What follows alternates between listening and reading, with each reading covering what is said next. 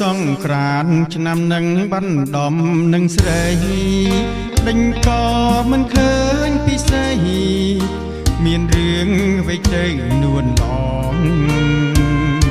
សន្យាឆ្នាំមុនទៅតន់ថាវិលវ័យមកជួបបង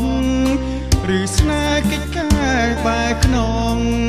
ប្រាំផងឲ្យអស់ចិនដា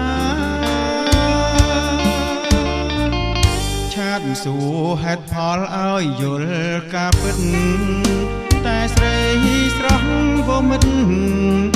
មិនតបឆ្លើយនឹងរៀមរាឆ្នាំថ្មីបញ្ចប់ស្រាប់តែមានគេលួចខ្សឹបប្រាប់ថាថ្ងៃទី30តុលាជីវ៉ាចូលរោងការហើយអនុស្សាវរីយ៍ក៏ព្រមចារីពីអូនសន្យានៅថ្មីឥឡូវស្រីប្រែតង់តើយស្នេហ៍អស់សង្ឃឹមមិនអាចបកក្រោយទឹកភ្នែកស្រស់ជោគខ្នាយលីហើយស្នេហាខ្លែងខ្លាយទីចុងនួនល្អបងជូនពរស្រីសង្សារជាមួយអ្នកថ្មីពិសេសបងនេះទៅឆ្ងាយសូមមានសេរីមង្គលប្រពៃថ្លៃបងមិនស្ដាយ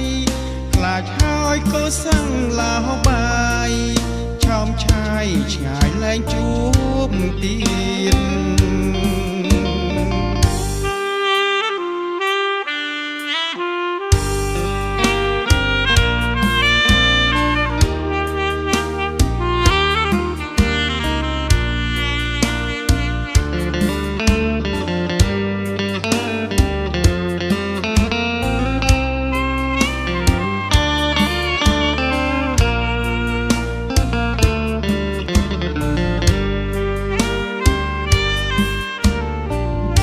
អនុស្សាវរីយ៍ក៏ព្រមចារី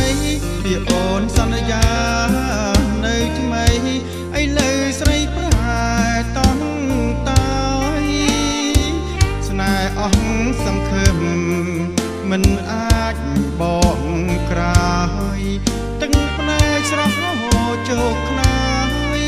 លីហើយស្នេហាខ្លែងខ្លាយ